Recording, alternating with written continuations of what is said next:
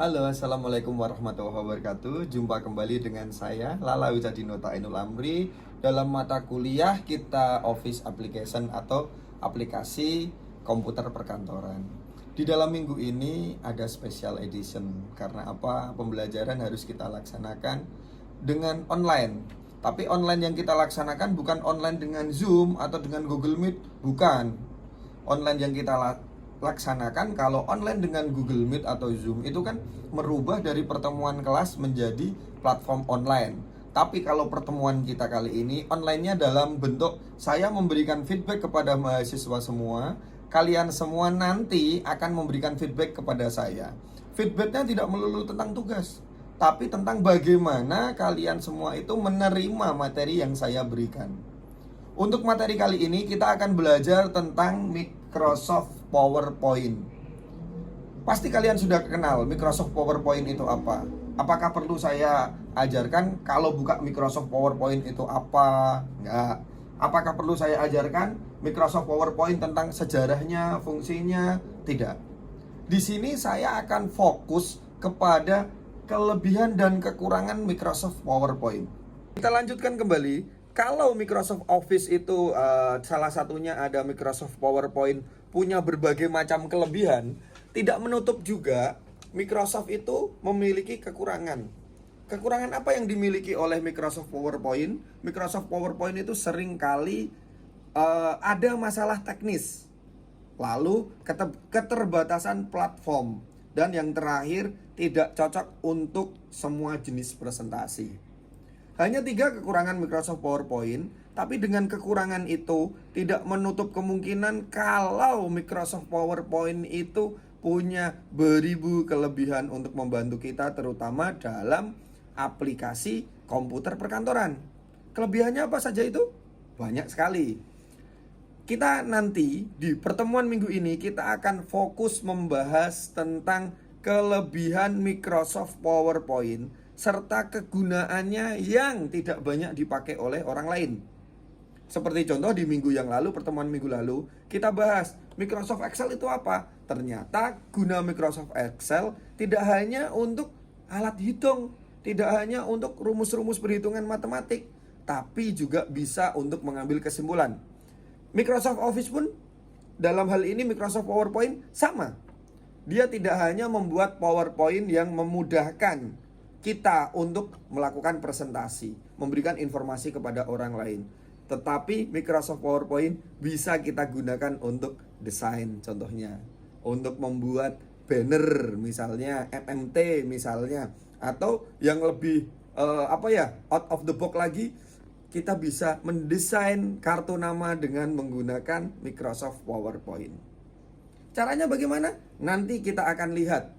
Tidak susah-susah. Sekarang banyak sekali template yang mengatur PowerPoint untuk dijadikan sebagai tool design. Itu salah satu contoh kelebihannya. Ada juga Microsoft PowerPoint yang bisa kita gunakan untuk hyperlink? Bisa. Nanti bisa dilihat di sini. Di link di bawah ini bisa diklik kalian semua. Bisa menambah hasanah perbendaharaan pengetahuan tentang Microsoft PowerPoint. Oke, kita lanjutkan. Selain kelebihan dan kekurangan tadi, Microsoft PowerPoint juga dapat berfungsi sebagai pengganti aplikasi-aplikasi yang sejenis. Contohnya aplikasi apa itu? Ada aplikasi yang kita kata Visme. Visme itu sejenis aplikasi yang bisa menyediakan infografik, laporan, flyer, bahkan membuat GIF. GIF. Itu pun bisa digunakan atau bisa digantikan oleh Microsoft PowerPoint. Selain itu, dalam komputer kalian pasti tahu Keynote, tools yang untuk membuat catatan-catatan. Catatan-catatan itu bisa kita buat otomatis menggunakan Microsoft PowerPoint. Yang jarang kita pikirkan penggunaannya dalam Microsoft PowerPoint. Yang terakhir, yang sering, dan ini mungkin agak sedikit kaget kalian semua. Aplikasi desain yang paling populer sekarang ini apa? Di kalangan Gen Z atau milenial ke atas? Canva. Siapa yang gak kenal Canva? Canva itu sejatinya lahir dari ide PowerPoint. PowerPoint tidak hanya melulu untuk presentasi, tapi sangat terbuka untuk desain. So, kesimpulannya, Microsoft PowerPoint adalah perangkat lunak presentasi yang populer dan serbaguna. Catatannya apa? Serbaguna. Dia memiliki banyak kelebihan, termasuk kemudahan penggunaannya. Sama seperti handphone, kita tanpa belajar handphone, dengan kita buka, kita akan bisa.